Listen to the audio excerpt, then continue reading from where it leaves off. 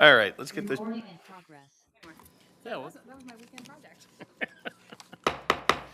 welcome, everyone, to the November 17th, 2025 regular Board of Aldermen meeting. Would everybody please join with me in saying the Pledge of Allegiance? Pledge allegiance to the flag of the United States of America and to the republic for which it stands, one nation, under God, indivisible, with liberty and justice for all. Roll call, please. Alderman Plufka. Here. Alderwoman Tice. Here. Alderwoman Gold. Here. Alderwoman Sims is absent. Alderman Lockmiller. Here. Alderman Gould. Here. Alderwoman Harder. Here. Alderman Erger is absent. And Mayor Dimmitt. Thank you. We have a quorum, and so we will move on. Next item is approval or amendment of the agenda. Do we have any changes? Any objection to approving the same by acclamation? None seen, so we will go ahead and approve that. And move on down to item 4, public hearing. We have, if I'm seeing this correct, we have one item on public hearing, and that's our budget. So I'm going to gavel open the public hearing for Bill number 6578, which is the annual budget for 2026. Who's presenting on that? Oh, Alderwoman Tice. Yes.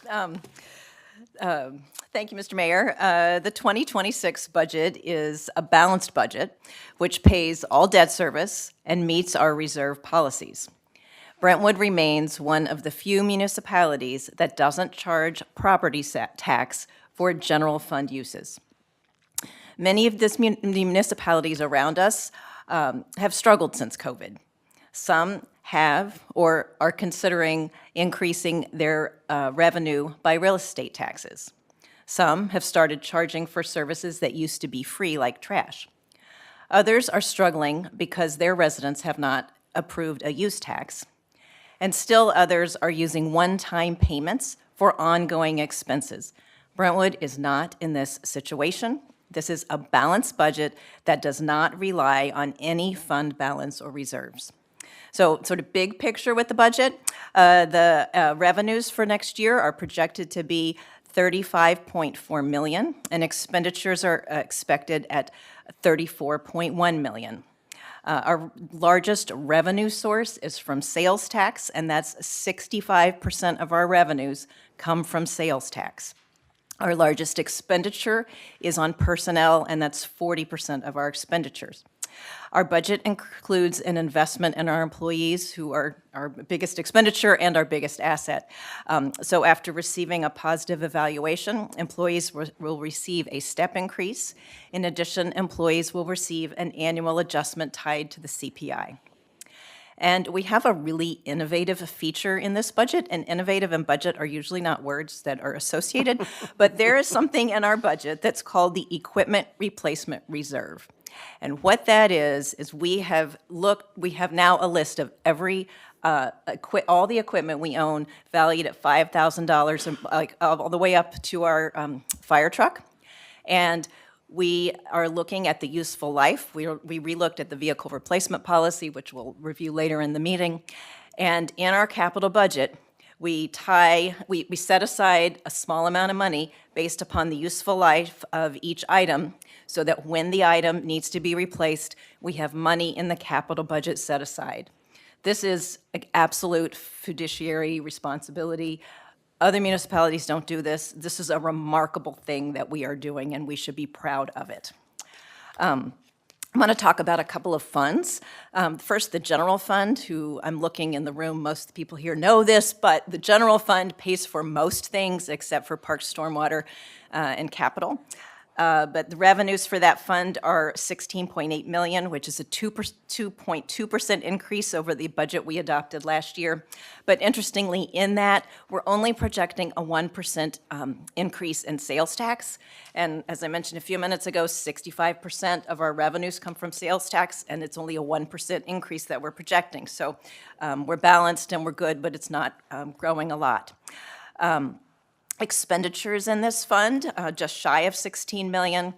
We have funds allocated for the important work that the Communications Committee is doing for logo and branding. In planning and development, we're reclassifying a code enforcement position to be a city planner. In the police department, the retail liaison officer will be promoted to a corporal.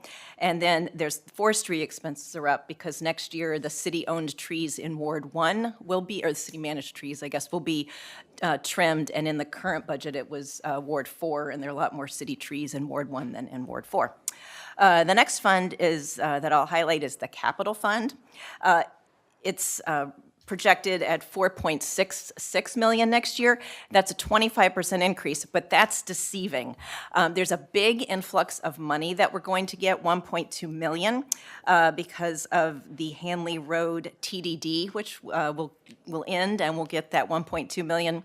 2027 is not so rosy. In fact, 2027 is projected to be lower than the current year of 2025 in the capital budget, but it's a lot next year.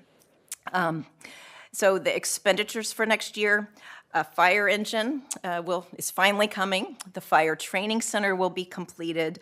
The fire department's getting a regular pickup truck, or it's in the budget. And then our firefighters will receive new protective equipment.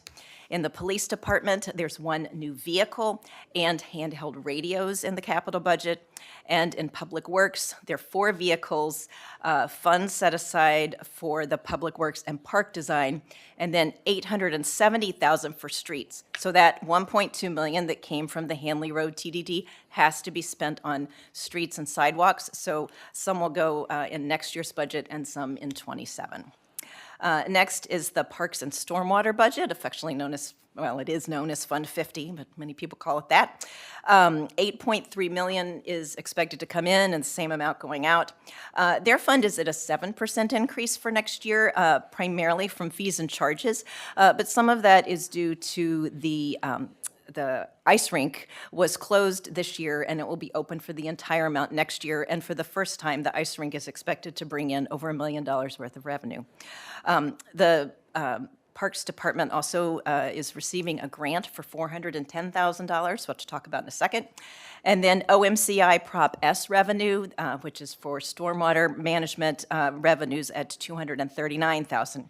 So the expenditures in this fund, there's $250,000 allocated to the Brentwood Park Maintenance and Liquidity Fund. So this is going to be a fund that will build up, and the proceeds from that will help take care of Brentwood Park for the long term. $850,000 will be for a Hanley Park comfort station and parking lot, and that $850,000 in our budget will be the $410,000 we got for the grant will be used with our city $850,000 for that project. The Parks Department is replacing its Magic Bus and one truck. They're also putting some money aside for the public works and park design building design. They're getting an electric lawnmower, so a little sustainable feature there.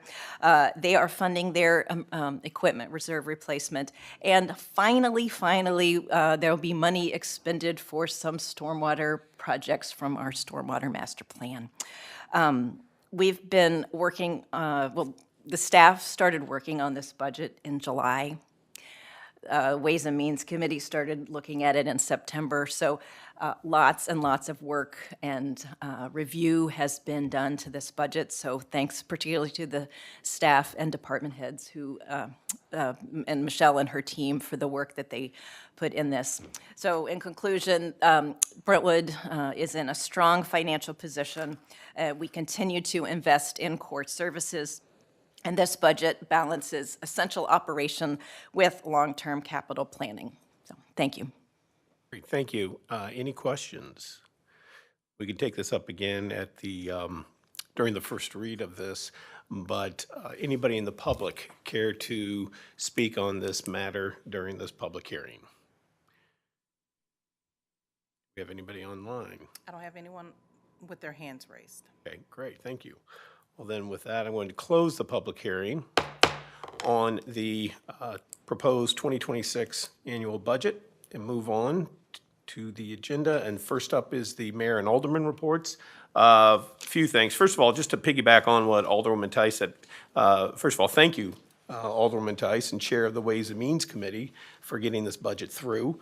As you said, we are fortunate, we being the city of Brentwood are very fortunate that we find ourselves in the position that we're in, and that is a result of a number of things. But one, obviously, is the vision of former leaders of this city to make the decision to transform the northern part of this city and to leverage that location and take advantage of that, and to have that be an area of the city that generates a tremendous amount of revenue.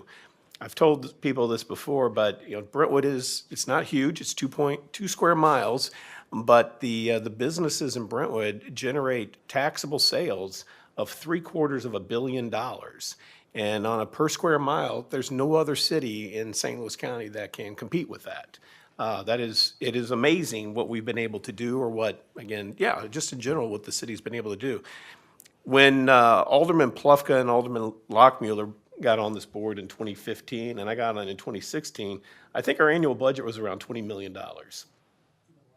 Even less, it may have been 19. And if you heard Alderwoman Tice say, this year its proposal is $34 million.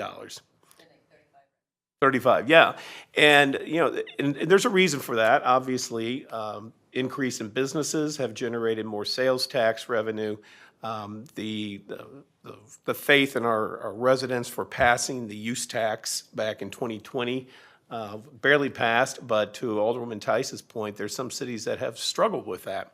And when we talked about that in 2020, I wasn't sure it was going to get passed, but I asked the board to put it on the agenda or on the ballot, and we worked hard at it to get it done. And we were expecting like maybe $250,000 in that use tax, and we're projecting about $1.6 million in 2026. So that's a game changer as well. And finally, the third reason, one of the big reasons that we have so much more money coming in was the economic development sales tax that was passed. Now, that's not found money. That is money that is dedicated for economic development, which is primarily to pay the certificates of participation. But again, it allows us to do that and to do some other things. And the final reason we're in the financial shape that we're in is because of the commitment to staff. And that is their discipline, championed obviously by our city administrator, has to make the tough decisions and say no to a lot of people, I'm sure, when they have requests. But, as I always say, it's not so much the wants, it's the needs. And we've got to focus in on that, because at the end of the day, we are using tax dollars. It's not our money, it's taxpayers' money. So we have to be cognizant of that and good stewards of those dollars. So again, thank you so much for your leadership on that, and thank you for the rest of the folks that serve on the Ways and Means Committee and all the department heads that was able to present once again, more than a balanced budget. That's a good story. A few more things under Mayor's report. Last Friday, I was able to attend the East-West Gateway Council of Government annual meeting. And at that meeting, they gave a presentation on one of their two initiatives that they have going. It's called Save Lives Now. East-West Gateway is primarily deals with transportation issues, and for the uninitiated, this group is headed by the 7 major leaders of the governments in the region, and that's the executive directors of Franklin County, Jefferson County, St. Charles County, St. Louis County, the city of St. Louis, and then Madison and St. Clair over in Illinois. And there are other people sit on the board, and as president of the Municipal League, I sit on the board. But 2 years ago, at the height of when crime was really an issue in the area, East-West Gateway decided to take a look at a regional approach to address crime. And so the Save Lives Now initiative, which began in 2023, is a regional anti-violence initiative to reduce homicides and non-fatal shootings by 20% in 3 years through a balance of law enforcement, behavioral health, and community support services. It focuses on the known people causing homicides and shootings in the region. It's a very small group, less than 1% of the region's entire population. So the targeted group is simply 1,150 people, with 150 of these individuals being 18 years or younger. Now, here's the good news. Since 2022 and the start of this program, St. Louis City has experienced a 25% drop in homicides. For the same time, St. Louis has experienced a 26% drop in aggravated assault with guns. So was it all because of this initiative? I don't know, who knows? And we could take a deeper dive in this if you're interested. They even offered to maybe come here and give a presentation to either to the whole board or to the Public Safety Committee if you're so inclined. But it's a good story. It's a good story about our region because all we hear about all the time is about the crime taking place in St. Louis. But I just want to share with folks, because sometimes this doesn't get a lot of publicity. Things are being done. We're looking at things to deal with this crime, and we're seeing some success. The other part under Mayor's report is the Mayors for Meals program, which I talked about back in October, I believe it was. We've restarted that program with the St. Louis area food banks. And Michelle Boyer was able to coordinate with them. And so we are going to start actually accepting donations on December 1st here at City Hall. And she'll put that out on social media. But there will be a container out in the lobby area. You won't even have to be buzzed in, where you can drop off canned goods. And there it will be, on the social media, there'll be some ideas of what their needs are, as well as there'll be a QR code if you prefer to make a donation, a monetary donation in lieu of bringing some canned foods items. That's great too. And keep in mind, that all counts toward the competition. So at the end of the day, it's all about us beating Clayton and Webster Groves and Maplewood. No, that's a joke. No, it's a wonderful program, and this time of the year, it's needed even more than now with what's been going on with the SNAP recipients. And the final part is we will not be having coffee with the mayor this month because that coincides with Thanksgiving. So that's it. Alderman Plufka. Thank you, Mr. Mayor. The mayor is too polite to mention the other reason why we're in such great financial shape. It's in my 10 years of serving as alderman, I have never once been appointed to the Ways and Means Committee. So thank you for that. You're welcome, I guess I should say. Yes, thank you. Yeah, my announcement is the Public Safety Committee will meet this Wednesday at 5:30. We are going to take up an ordinance with regard, an update of that ordinance with regard to electrical vehicles. It's going to include the smaller vehicles that to this point have not been truly a part of that ordinance. We're going to take that up. So it's here at 5:30 on Wednesday. Thank you. Alderman Tice. Just one thing, the Ways and Means Committee is going to cancel the December meeting. We've had a lot of extra meetings, so we're going to get a little break, and we'll be back together in mid-January. It won't be the first Thursday because that's January 1st. So thank you. Yes, a very well-deserved break. Alderman Goode. No report, thank you. Alderman Lockmuller. Yes, we will be having our Ward 3 meeting November 25th at 6:30 at the Rec Center. And you want to know something? I was never on Ways and Means either. Thank you. Well, I'll keep that in mind after April, you know. Right. April, I get to reappoint everybody, so Right. if that's what Sounds you're like looking some new for. appointments. Alderman Gould. Yes, tomorrow, we have our Communications Committee meeting at 6 PM. Just to let the board know, we are going to be reviewing, if you all remember, we had put a stop to the previous branding initiative. We didn't feel like it was heading in the right direction, and we needed to regroup.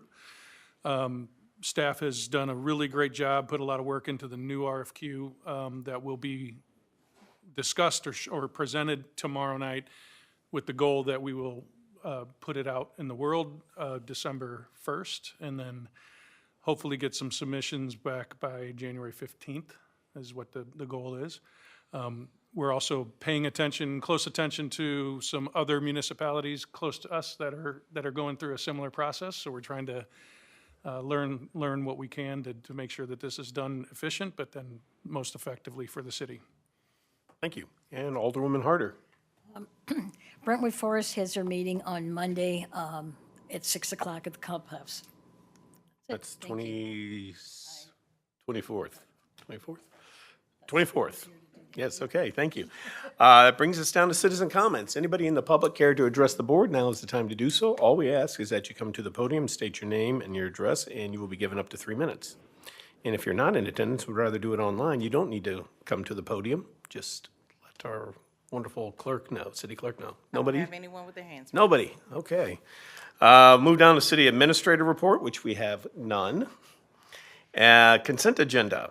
We have just 3 items on there. Are there any questions about any of the items or any request to remove any of the items from the consent agenda? If not, the chair would entertain a motion to approve the consent agenda. So moved. Second.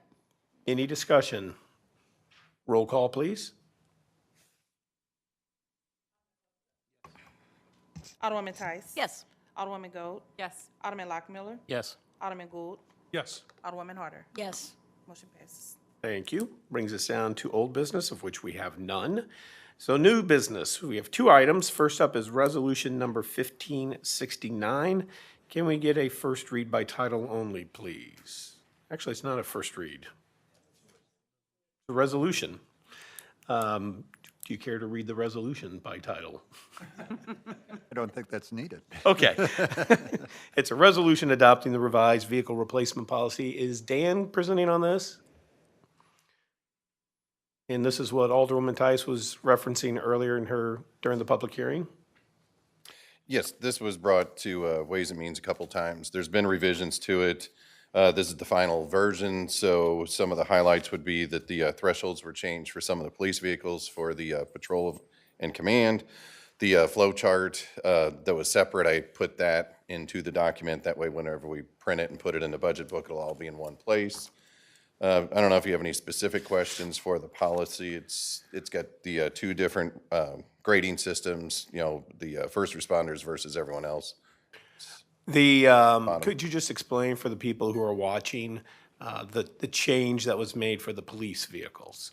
Yeah, for the police vehicles, the main change would be in the table in the back. It's been extended, and that actually follows closer to the comparator. So we looked at Webster Groves, Maplewood, Ladue, DePere, a bunch of other cities.